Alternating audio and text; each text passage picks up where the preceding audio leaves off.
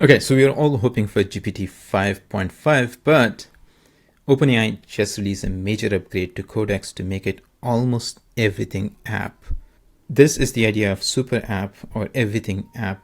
You don't have to leave Codex to do tasks beyond coding. Now, it has a native computer use capability now, very similar to what Cloud Code offers, but it does things a little differently. So with background computer use, Codex can now use all the apps on your computer by seeing, clicking, and typing with its own cursor. It basically uses multiple agents that can work on your Mac in parallel. And the idea is that it's not going to interfere with the work that you are doing in other applications.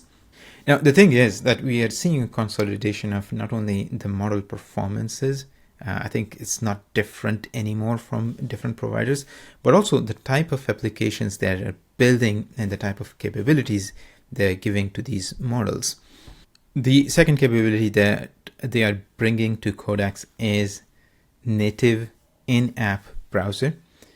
Very similar to Codex or Cloud Code Desktop, Codex now have a built-in browser where it will be able to render web pages for you. You will be able to provide feedback directly on those web pages that Codex can see, and you can iterate together. The idea is that this is going to be extremely useful for front-end and game development, and hopefully in future it's going to go beyond web development application, and it will be able to control everything that runs on your computer, right? So again, there is a consolidation of what type of features these frontier labs are trying to ship. Now, with the same theme, they're also bringing in image generation capability into Codex. This is something that we have seen from Google. Within anti-gravity, you can use Nano Banana for ideation of front-end designs using their image generation model. But now Codex is bringing OpenAI's image generation model that can be used in a very similar fashion. But if you're trying to build a super app or everything app that goes beyond coding, having integrations with existing productivity application that people use is going to be critical. So they are bringing 90 additional plugins, which is going to combine skills, app integration, and MCP servers to give Codex more ways to gather context and take actions across your tools. And this is critical, especially if you want people to do knowledge work, need for them to be able to use their existing applications. Now, we'll have to see how good these plugins and integration works, but there is a wide variety of plugins that are available on day zero. So for example, you have things like Jira, Circle CI, Code Rabbit, GitLab Issues, Microsoft Suite. There's a Remotion, Render, Superpowers, right? And a whole bunch of different applications that are going to be useful for not only developers, but non-developers as well. And this is actually great to see because it seems like OpenAI has finally refocused on coding and creating this super app rather than going on these side quests, which were not only, I think, making them use a lot of resources, but also causing them reputational damage. Because they were just trying to do way too many things, right? And companies like Anthropic and Google were really eating their lunch. But I think with this refocus, we're going to see much better products coming out in Codex and their desktop application. Now, these updates are currently available only for Mac OS. However, in my current Codex, I don't really see these features enabled yet. So it seems like they are rolling out them slowly. And hopefully they're going to be out by the end of the day today. Okay, so I just downloaded a version of the Codex app. However, it still seems to be pretty buggy because if I try to update it, it doesn't seem to be working. Now, I do really like the rivalry between OpenAI and Anthropic because we as consumers are getting a lot of different features. Overall, I think Codex, a new app, seems to be much better designed in terms of UI. The redesign of the Cloud Desktop app, I think, needs a lot more work. It seems like it was rushed. It's not as clean as the Codex app, Okay, so I was finally able to upgrade the app. Now this is the redesign. I can actually give it full access. Let's see. I'm going to just disable this. Now let's see if I can trigger the in-app browser. Open the application in the browser.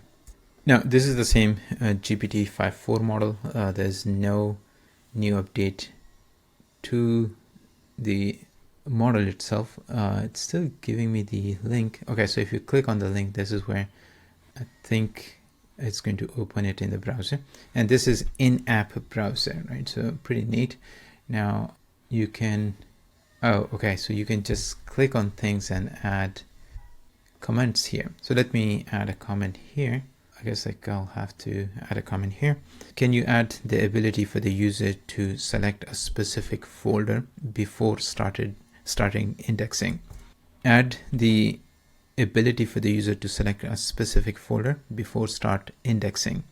Okay, so add the ability for the user to select a specific folder before you start indexing. All right, I'm happy with the transcript. We're going to set this in.